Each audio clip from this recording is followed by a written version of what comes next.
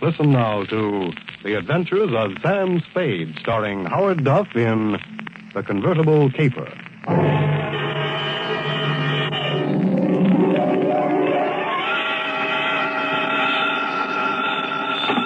Sam Spade Detective Agency. Me, sweetheart. Sam, I knew you'd have the courage to come back and face it. Well, I'm back, Effie. What shall I face first? You didn't do something else, did you, Sam? Besides what? Besides running away with that woman in a stolen car. You're a little mixed up, Effie. The car was stolen from her. You mean it was her own car? Well, not exactly, Effie. You see, she stole it from somebody else, and then somebody stole it from her, and then I got it back for her. Well, it must have been quite a car to be worth all that trouble. It wasn't so much the car, Effie, as... Party? Sam, I don't understand. Think it over, sweetheart. I'll be right down to dictate my report.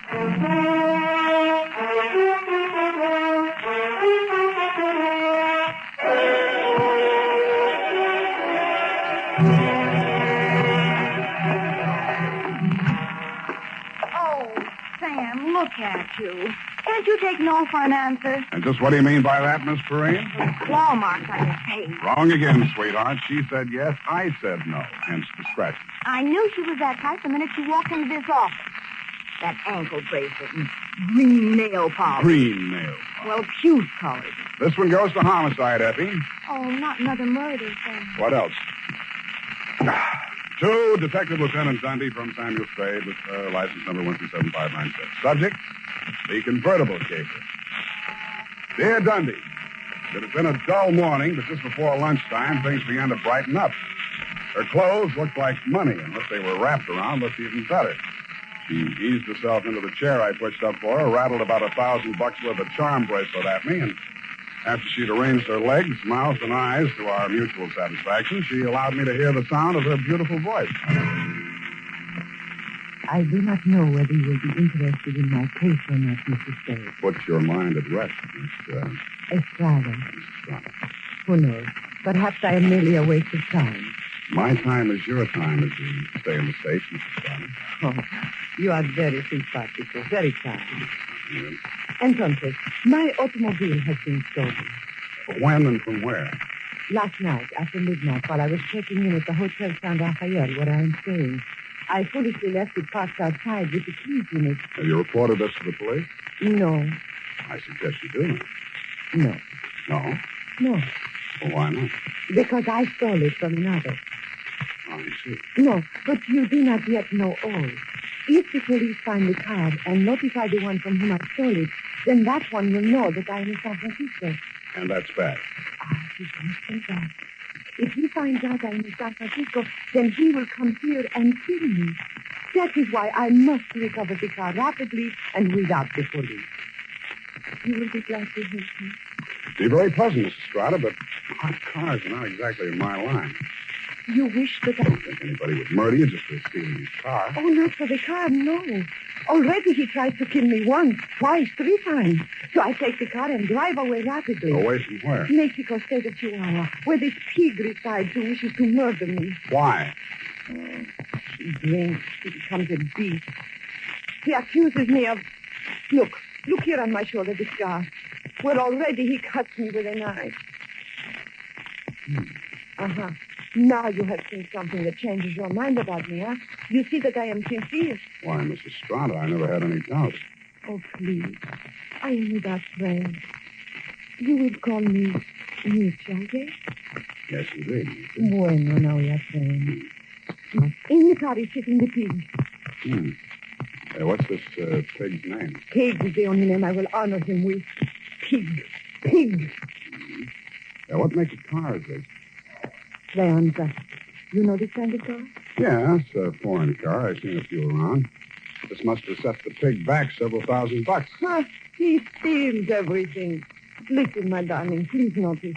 Around here is pink with blue fenders. Not anymore. That's the first thing a car thief changes, the paint job. Any other distinguishing marks? Yeah.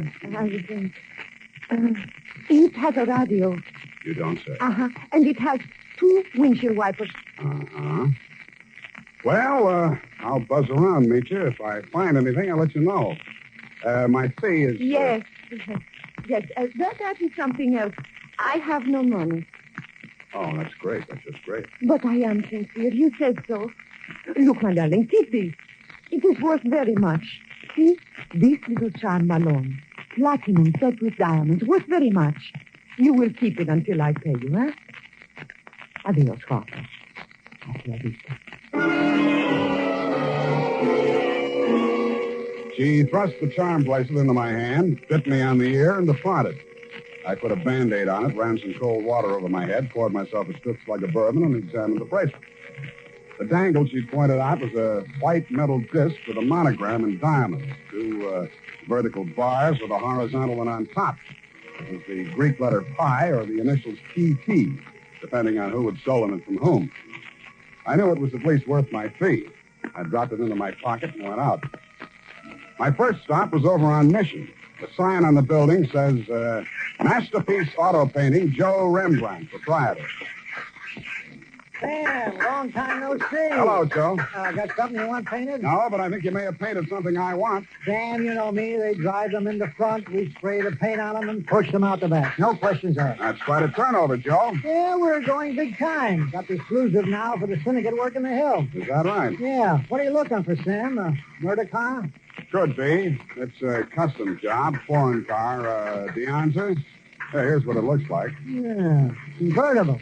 Sure. Come in this morning. 2-color job. Which two colors? Canary yellow body, baby blue fenders. Yeah, quite a car, Sam. Got a snazzy heat. Heath, huh? Yeah. Is that what you want to know? It was. Happy Herman Heath was one of the biggest used car thieves in the city. As I got off the streetcar in front of Happy Herman's lot, a flash of canary yellow paint caught my eye. I strolled down between the rows of cars and found him. Yes, sir. Heath's the name. Happy Herman Heath. Every car on this lot is in perfect mechanical condition. Take your choice. Kind of hard to choose, Herman. There's so many here. Yes, sir. It takes a heap of heaps to make a heap of heap. Yeah. That yellow job with the blue fenders there? Oh, yes, sir, but the motor in that car, it does need some work. Now, over here... Does it run? Oh, yes, it'll run, but over here... This is more what I want. Let me try. Sounds all right to me. Oh, idling, yes, but needs some work in the transmission of the differential. Mind if I drive it around the block? Well, the mechanics are just about to work on it. Besides, I'm afraid this car is more than you care to invest. Well, let me try it out anyway. Here, I'll leave a deposit. I reached in my pocket for Meech's charm bracelet. He took one look at it, and his expression changed. Well, why didn't you say so? No deposit is necessary. The car's yours. Drive it as far as you like. Thank you, Herman Heath.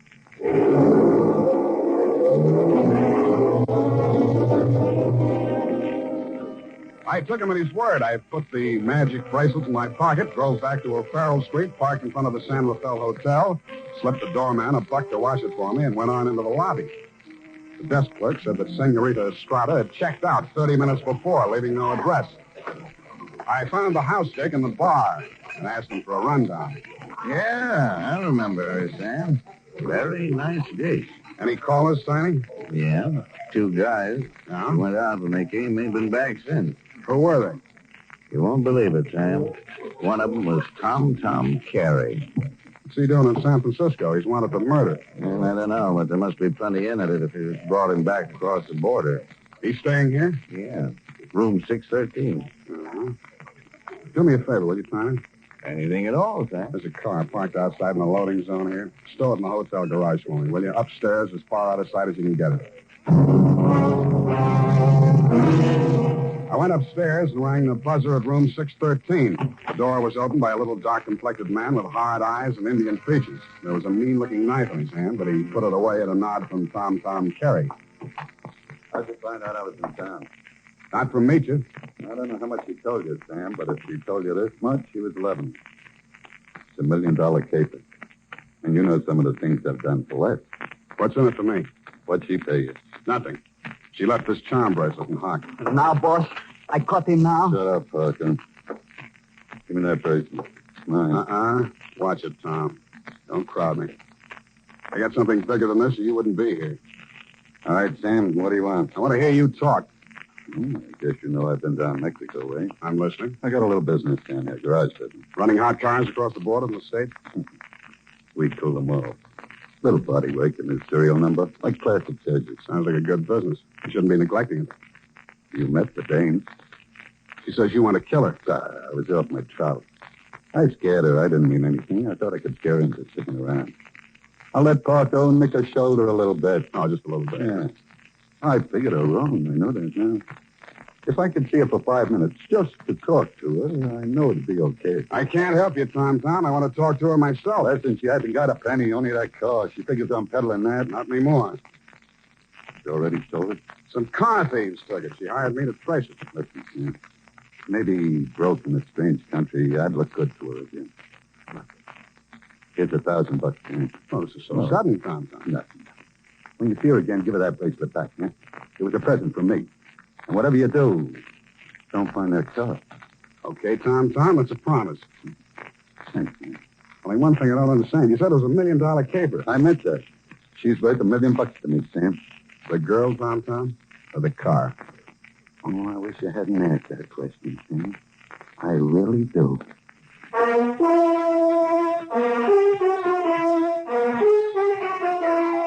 And now, back to the Convertible Caper. Tonight's adventure with Sam Spade.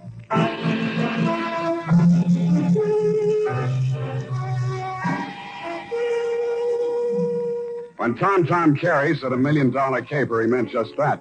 He never risked a rap for less than $100,000, and no dame that ever lived was worth more to him than a hot mink coat. If Nietzsche wasn't the $1 million package, the car was. I didn't know what was in it, but Tom, it might be diamonds, dope, smuggled Chinese, or just plain money. So I went back to the hotel garage. Number 1279. I climbed the long, curving ramp to the second floor and found the canary yellow Dianza convertible crowded in behind 4 ranks of cars at the rear of the building. I started to work on it. Nothing in the luggage trunk, nothing under the seats, under the upholstery, and the door panels, nothing anywhere. Then I got Tiny Stover, and the two of us went over the second time. It's a cold lead, Sam. It's not, I know it's not. Now think, Tiny, what's different about this car? Well, solider built than most. Good body work. I don't know. Hey, here's something. What? There's a hole punched out of this fender over here. About the size of a quarter. Let me see that. Yeah, right here. It curves under, see? Uh-huh. Yeah. What's that you got? Charm bracelet. Did you say this dangle on here was what was cut out of that fender? Let me see. It fits.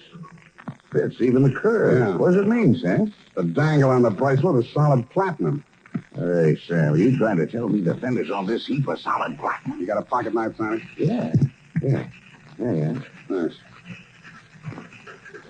It shines.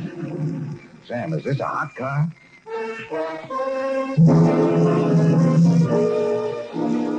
I didn't answer him. I didn't have to. He looked from the gray-white gleam of the bracelet shine to the square of paint I'd scraped off the fender and answered the question himself.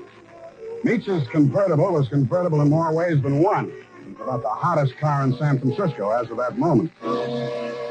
After I'd left the garage, I tried to phone Tom, but he wasn't in. I had an uncomfortable feeling he was out looking for me. He was. As I stepped out of the phone booth, there was a rush of air past my left ear. A knife stuck in the wood, less than an inch west of him. I came out in the street and found to see him duck around the corner into an alley. I ran after him. I collared him and stood him up against the wall. Let me go. I cut you down. What do you know about that car? What do you know about that car? Come on, talk, and you get more of this. I don't know nothing. They don't tell me nothing. Where's Misha? I don't know. Mitchell don't know nothing either. Only Tom and... Tom, and who else? I don't talk no more. They cutting you in? I don't need no cut. The boss, he pays me good. 40 pesos. Sometimes more. Work for me, and I'll cut you in. I cut you to pieces. The boss treats me good. Sure, you do all the dirty work. There's any trouble, you'll take the rap. What means rap? They put you in a little room and squirt gas in you. You fall dead. Gas? Tom do this? He does indeed. Venga. Come, I take you to see the man. Su nombre es Felix. I think he will be very happy to see you.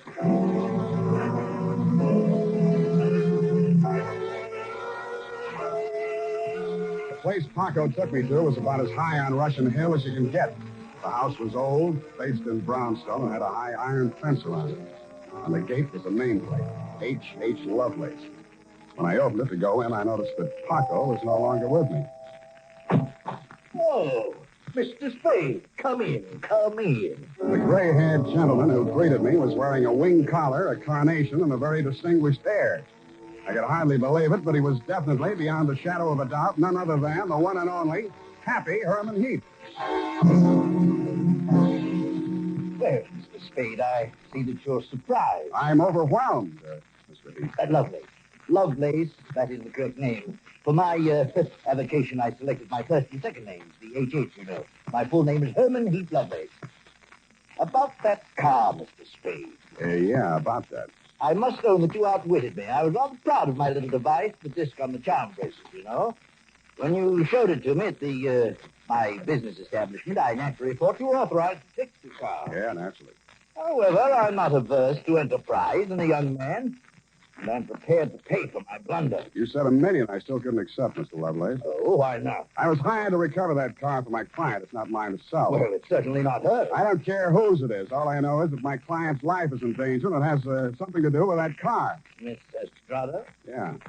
Excuse me one moment. Spade has arrived. Hello, Papa. That's all she said. Then she stood there looking at me in that way that made you not care who she was double-crossing or why. Then she turned to Lovelace, alias Herman Heap. How much does he know? Alas, everything, I fear. He has agreed to our terms? Yes. Good. I must have my bracelet back now, Sam. Sure, it's right here in my... I reached in my coat pocket for the charm bracelet she'd given me to keep for her. It wasn't there. It wasn't in any of my pockets. I guessed that it was in one of Paco's pockets. Mitya watched me fumbling, her eyes blazing with anger. Fool, you have lost it. We are helpless without that. I thought it was the car you wanted. Please, one thing at a time. I suggest that we first gain possession of the car. Yes, Lovelace, you are right. First the car.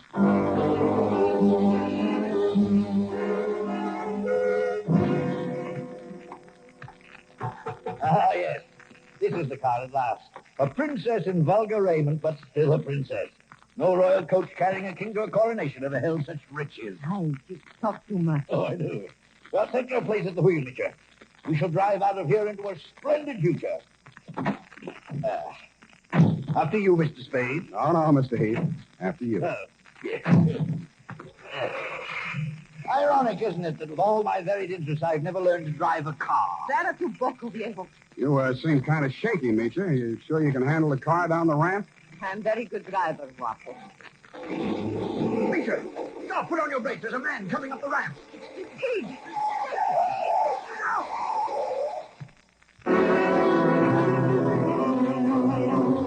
He was dead before I got to him. As I leaned over him, I saw the bracelet lying beside his hand. I picked it up and walked back to the car. Mitya and Herman Heap Lovelace were sitting in stony silence, glaring at each other. Is he dead? Yeah. Was the bracelet on him? I didn't look. Lovelace, go and frisk him. Must I? It's very distasteful to me. Come, Mr. Spade. You fool. We trust this detective. Go on. Very well. Get in, Sam. Get in. We leave him here. What's the matter? Is something wrong? Oh, nothing at all.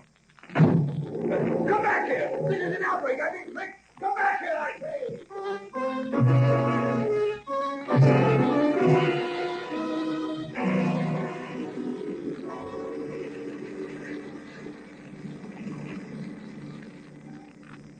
Please, Guapo. A cigarette. Sure. Here you are. Gracias. De nada. I saw you pick up the bracelet. I meant that you should share with me. That is why I gave you the bracelet in the first place. I liked you. Couldn't have been because you were safe as long as Tom didn't know where the bracelet was, and if you had to kill somebody for it, it would be me. Please, querida, what does it matter now? We are together, we have the car, we have the bracelet, and the pig is dead. That's what worries me. Oh, surely you do not think I meant to kill him. Of course not. Your foot just slipped. You stepped on the gas by accident. Yes, that was it. It won't stick, sweetheart. Not with me. But with the police? My story won't help you. I don't know enough. Oh? Then I tell you everything. I was with Tom Tom for a year. I hated him 365 days. I tried to run away. Always that Paco came after and brought me back. Then, Senor Lovelace came with the car. Senor Lovelace had much money, but he could not take it from the country. So he stole platinum. Some he received from refugees who had sent their fortunes abroad in that form. But there was no safe way to get it across the border. So for a cut, Tom had the platinum made into fenders and welded onto the car. Why was the bracelet so important? It was too dangerous for Lovelace to bargain directly. Tom was to get the money for the platinum and give the little piece of the fender as a token. Yeah. Lovelace would know who to give the car to when they showed it to him. That's why he let me drive the car off the lot, huh? I don't care, darling, even if you tried to steal it. Now we understand each other, no?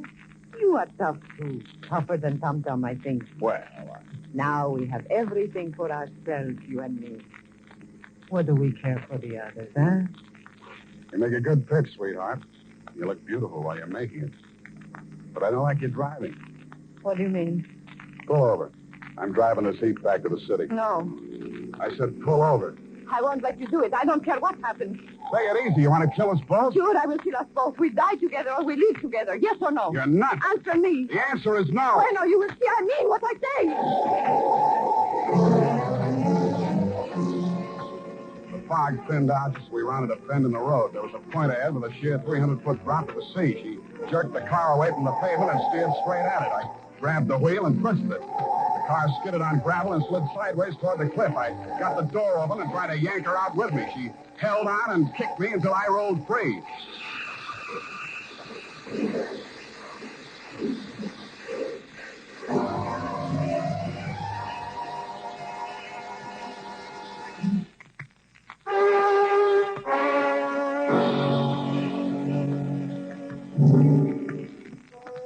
She didn't look very beautiful when I saw her for the last time. And the flashy convertible was a pile of junk. Very expensive junk, but junk all the same. I understand the federal men have confiscated the platinum and are holding Lovelace for questioning. I doubt if he'll crack. Nobody can embarrass a used car salesman. Period. End of report. Sam, do you really like this racket we're in? I hate it. So do I. But don't let's ever go into any other racket. It's a promise, sweetheart. Why, I'll never know. No need. Good night, Sam. Good night, sweetheart.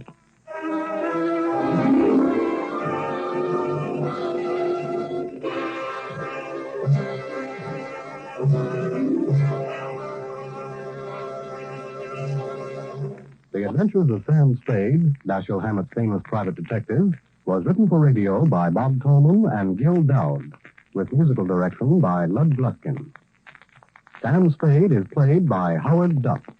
Maureen Tuttle is Effie. Tonight's program was directed by Elliott Lewis.